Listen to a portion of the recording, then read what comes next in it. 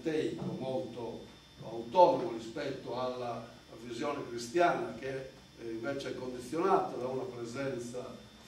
divina, chiaramente, e noi però crediamo che la parte positiva, cioè del fatto che la democrazia deve essere collegata al personalismo comunitario o all'umanesimo integrale, cioè al rispetto delle componenti umane e in questo caso cristiane della vita, della visione del mondo, della persona umana, sia ancora oggi valido, anzi forse più valido di ieri.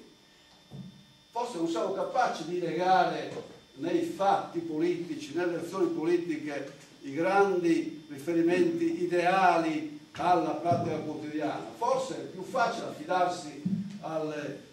progettazioni individualistiche, ai progetti individuali che spesso non si conciliano neanche all'interno della stessa famiglia, tanto meno si conciliano all'interno della società, e ognuno contro tutti. Io ho un programma di affermazione mia personale che non è più compatibile, non è più riferimento né con il partito, né con la società, né con la comunità al quale faccio capo. Noi siamo entrati in un mondo troppo individualistico da questo punto di vista, che ha bisogno di essere riportato a un minimo di comunitarismo. Ci sono dei beni e anche dei diritti individuali che confliggono con gli interessi e con i beni comunitari. C'è un limite all'affermazione individuale che va ricercato, che è l'interesse comune, il bene meritorio. Ci sono delle cose che noi non possiamo fare per noi soltanto perché ci gratifica, ci arricchisce, ma perché arricchiscono e gratificano quegli altri, la società, la comunità. Questa visione delle cose fortissima, Carus, che legava a tanti altri maestri, diciamo, della nostra, compreso anche qualcuno di sinistra, certamente noi abbiamo studiato e ammirato e in qualche modo seguito anche Gramsci. Io ho letto altre volte che Gramsci, per esempio, per noi fa parte di quei libri che siamo nello scaffale per essere letti, erano consultati, forse anche molto influenzati da queste cose. Per finire, in questo mi chiedo scusa, in questa carrellata conclusiva, io volevo leggere dei passi, ma insomma, una legge di finanziamento del piano di rinascita per verificare come le tematiche che già si affrontavano in quegli anni erano le tematiche che oggi sono venute tutte di nuovo molto in luce, territorio, ambiente, identità, occupazione, lavoro e così via. Però siccome fanno parte di quel diario lo potete leggere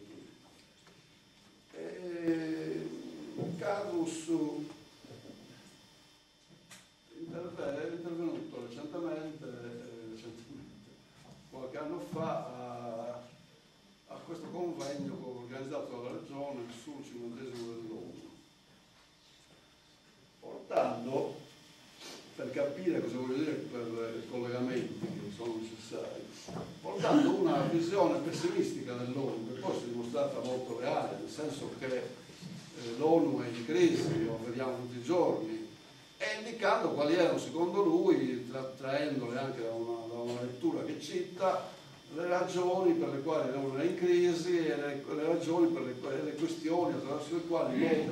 quali l'ONU poteva risalire la china. Introducendo, in riferimento al discorso del Papa, che era il giorno prima di parlare all'ONU, e anche una nota che ho ricordato prima sulla fiscalità internazionale. Cioè, secondo Carus, è l'ultimo Carus praticamente, il fisco nazionale nato, secondo quello che dice lui, che sarà così perché io non sono un esperto di questa materia, dopo le guerre napoleoniche in Inghilterra, che era rimasta dissanguata dalle spese per combattere Napoleone, che si è presa da sola queste opere, introdusse la fiscalità